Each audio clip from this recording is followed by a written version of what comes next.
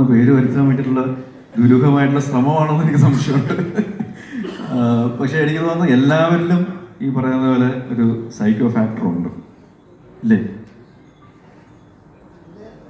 ഇല്ലാതില്ല, അടിസ്ഥാനമായിട്ട് വേണം. 24 മണിക്കൂർ നമ്മൾ ഒരു ദിവസം അതിന് കുറേ നേരങ്ങൾ ഉറങ്ങുമല്ല.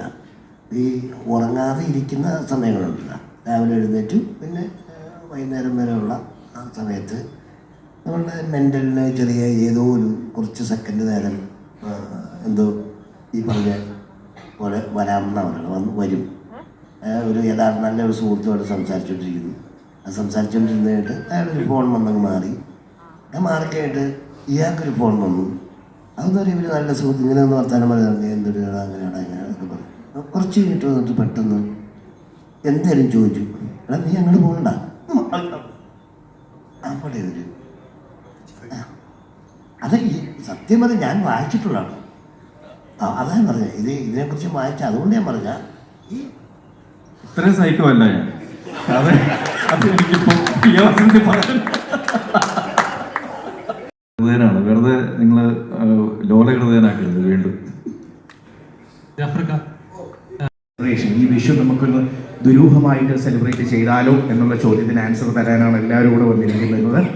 അപ്പോൾ ഓൾറെഡി ഈ ഒരു സിനിമയുടെ ട്രെയിലർ ലോഞ്ച് ആണെങ്കിലും നമ്മൾ ലുലുവിൽ ട്രെയിലർ ലോഞ്ച് ചെയ്തിട്ടുണ്ടായിരുന്നു. അപ്പോൾ അവിടെ നമ്മുടെ മീഡിയ സുഹൃത്തുക്കൾ എല്ലാവരും അവിടെ ഉണ്ടായിരുന്നു. ആ ടൈമിൽ എനിക്ക് തോന്നുന്നു നമ്മുടെ സജിൻ്റെയും ചാക്കോച്ചിൻ്റെയൊക്കെ ഡാൻസ് എല്ലാവരും കണ്ടിട്ടുണ്ടായിരുന്നു, ഇല്ലേ? യെസ്.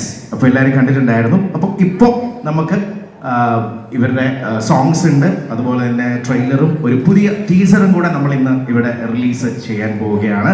അപ്പോൾ തീർച്ചയായിട്ടും അതിൻ്റെ ഏറ്റവും വലിയൊരു കാര്യം ചെറിയ ഓൺ ദ കേക്ക് എന്ന് പറയുന്നത് എന്താണെന്ന് ചോദിച്ചു കഴിഞ്ഞാൽ, ഇതിൻ്റെ പ്രൊഡക്ഷൻ പറയുവാണെങ്കിലും ഉദയ പിക്ചേഴ്സും മാജിക് ഫ്രെയിംസും കൂടെ ഒരുമിച്ചാണ് ഇതിൻ്റെ ഒരു പ്രൊഡക്ഷൻ. അതൊരു വലിയൊരു കാര്യമാണ്. അതിൻ്റെയൊക്കെ ഡീറ്റെയിൽസ് തീർച്ചയായിട്ടും നമുക്ക് ലിസ്റ്റിലേട്ടാ നമുക്ക് അറിയേണ്ടതായിട്ടുണ്ട്.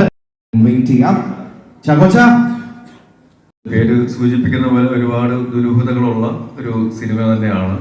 പക്ഷെ ആ ദുരൂഹതകൾ സാധാരണ നമ്മുടെ മലയാളികളുടെ ദൈനംദിന സംഭാഷണത്തിൽ വരുന്ന ഒരു വാക്കാണ്, അല്ലെങ്കിൽ യൂസ് ചെയ്യുന്ന ഒരു വാക്കാണ് ദുരൂഹ സാഹചര്യം എന്നുള്ളത്. കൂടുതലും ഗൗരവമേറിയ സാഹചര്യങ്ങളിലാണ് നമ്മൾ ആ വാക്ക് ഉപയോഗിക്കാറുള്ളത്. പക്ഷെ ഇതിൽ ഈ പടത്തിൽ ഈ ദുരൂഹ സാഹചര്യം എന്ന് പറയുമ്പോൾ അതിൽ ഗൗരവമേറിയ വിഷയത്തോടൊപ്പം തന്നെ നർമ്മവും അല്ലെങ്കിൽ ആക്ഷേപഹാസ്യവും പിന്നെ പൊതുവേ നമ്മൾ കണ്ടിട്ടുള്ള രതീഷ് ബാലകൃഷ്ണ പൊതുവ സിനിമകളിൽ നിന്നും എന്തെങ്കിലും വ്യത്യസ്തമായിട്ട് സാധനം ഉണ്ടെങ്കിൽ കുറച്ചുകൂടി ഒരു ആക്ഷൻ സീക്വൻസുകളും കൂടെ ഉള്ള ഒരു സിനിമയാണ് ഒരു ദുരൂഹ സാഹചര്യത്തിൽ.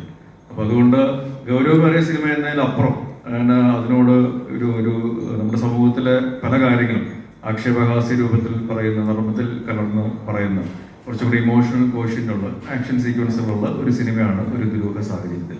അതെല്ലാവർക്കും ഇഷ്ടപ്പെടുമെന്നുള്ള വിശ്വാസത്തിൽ അതിന് വേണ്ടിയിട്ടുള്ള എല്ലാ എഫേർട്ടും ഞങ്ങൾ എടുത്തിട്ടുണ്ട്, ആത്മാർത്ഥമായിട്ട് ചെയ്തിട്ടുണ്ട്. കാരണം ഇതിൻ്റെ ഓരോ കോണ്ടന്റുകളും നമ്മൾ പുറത്തേക്ക് വിടുമ്പോൾ അതിന് കിട്ടുന്ന സ്വീകാര്യത എന്ന് പറയുന്നത് ഞങ്ങൾക്കൊരു വലിയൊരു ആശ്വാസവും ഒരു വിശ്വാസവും തരുന്നൊരു കാര്യമാണ്, ആ ഒരു അക്സെപ്റ്റൻസ് എന്ന് പറയുന്നത്. അപ്പോൾ അത് തീർച്ചയായിട്ടും 15-ാം തീയതി വിഷുക്കാലത്ത് തിയേറ്ററിൽ വരുമ്പോൾ അതിനേക്കാളും നല്ല രീതിയിൽ അത് ആൾക്കാരെ, പ്രേക്ഷകരെ എൻ്റർടൈൻ ചെയ്യിക്കും എന്നുള്ളൊരു വിശ്വാസവും അതൊരു വിഷു കൈനീട്ടമായിട്ട് പ്രേക്ഷകർ സ്വീകരിച്ച് വിജയിപ്പിക്കും എന്നുള്ളൊരു പ്രാർത്ഥനയുമുണ്ട്. ടീസർ ഈ ഒരു അല്ലെ? യെസ്. അപ്പൊ ഇതില് ചാക്കോച്ചൻ ചെയ്യുന്ന സേതു എന്ന് പറഞ്ഞ കഥാപാത്രമാണ്, അല്ലെ?